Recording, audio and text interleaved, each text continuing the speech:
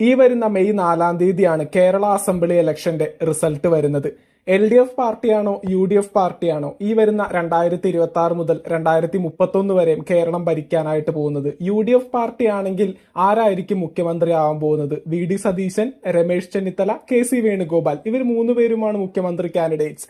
ഇവരിൽ ആരായിരിക്കും മുഖ്യമന്ത്രി ആവാനായിട്ട് ഏറ്റവും കൂടുതൽ സാധ്യത?